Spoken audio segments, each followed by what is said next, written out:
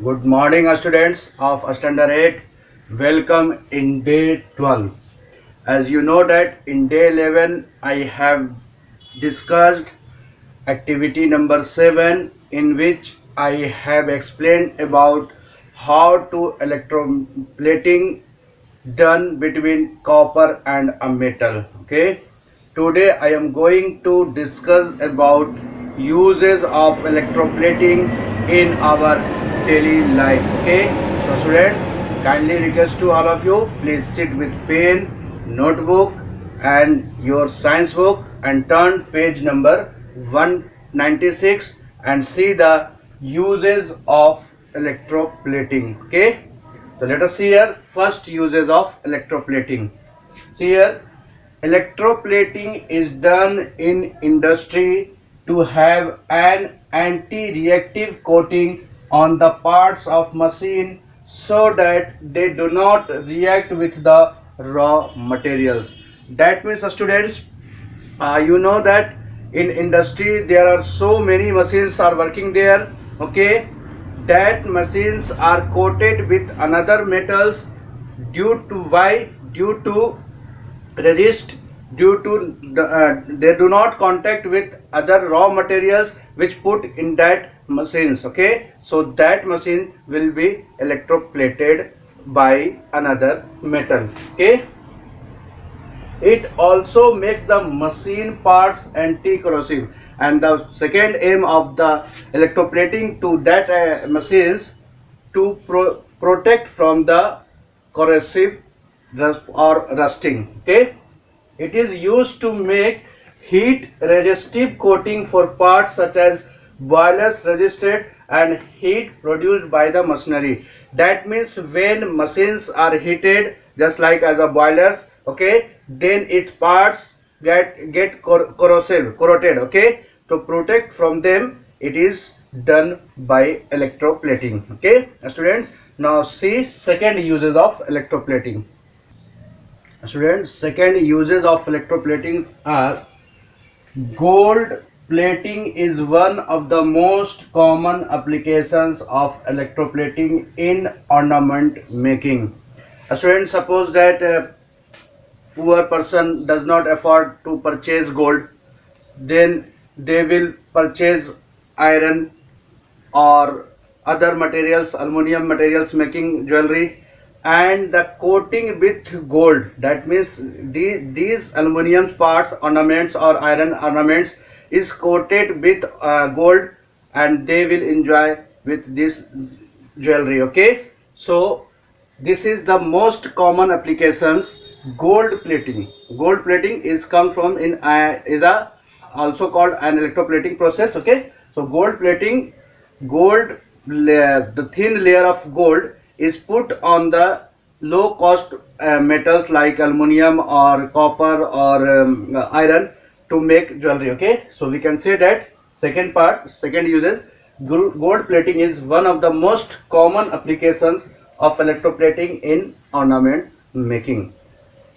Third uses, electroplating is also done to increase thickness of various parts of machines. Okay, that means electroplating is also used to increase the thickness of the machines which is used in the industry. Okay, and the fourth uses is a coating of zinc is also done in the iron articles to protect it from corrosion.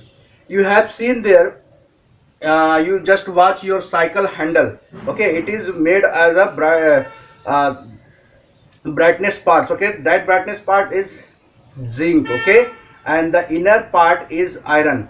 When you will make iron handle, then it rust from atmosphere when rainfall on them. Okay, so protect them, these iron parts and shiny that materials, we use electroplating of zinc layer to the iron, and that process is also called galvanization. Okay, this process is called galvanization. So how will you define galvanization?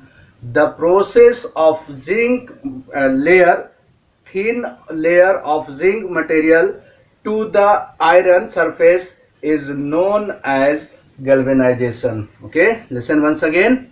Galvanization, it is defined as the process of coating of thin layer of zinc to the iron surface is called galvanization. Okay, galvanization is also comes from electroplating process. Students, now let us see fifth uses. Students, here fifth uses of electroplating is electroplating is used to give objects made of a cheap metal a coating of a more expensive metal to make them look attractive. Okay, that means electroplating is a process which is very costly, so it is done on the cheap metals, okay, like iron, aluminum. Okay, so it is, and the purpose of electroplating is done to the cheap metal to manage the cost price, and it looks attractive when that material is electroplated by other materials. Okay, now six uses.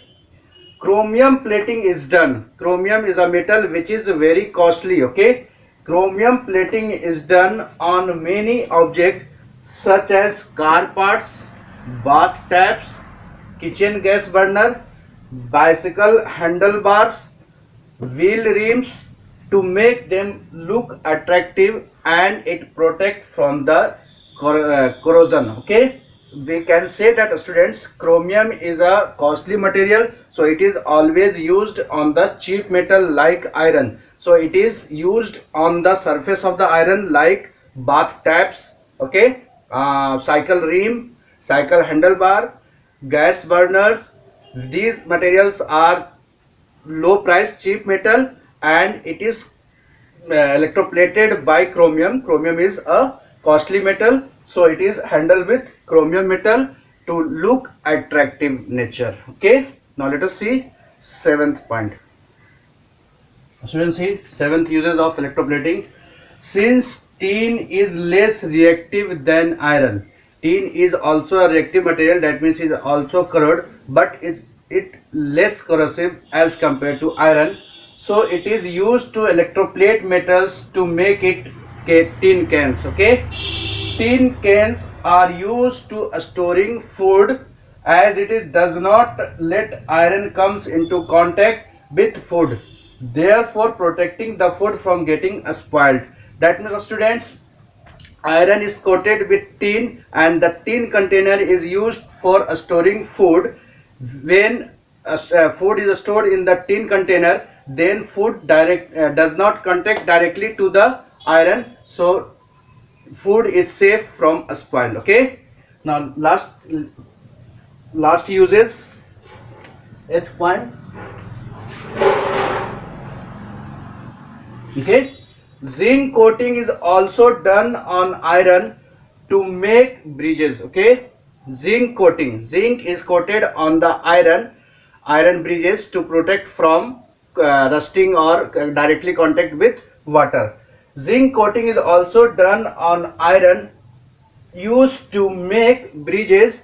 This makes the iron resistance to corrosion and provide a strength to the bridge. And when you will iron bridge is coating with zinc, then it protect and give the strength of the bridge. Students, today I have, in this chapter, I have discussed all the topics of this chapter. So now it's time for your homework. Write down your homework. Students, this is your homework for day 12. Today I have given in-text question. Okay, see question 1. Do in-text question of page 197. When you will see page 197, there are 6 questions in in-text question portion. So you will do all these 6 questions. This is your homework for day 12. Students, today I have finished all the topics of this chapter. So in day 13, I will start to solve objective question of this chapter. Okay, today's class is over. Thanks to all of you for watching me. Have a nice day.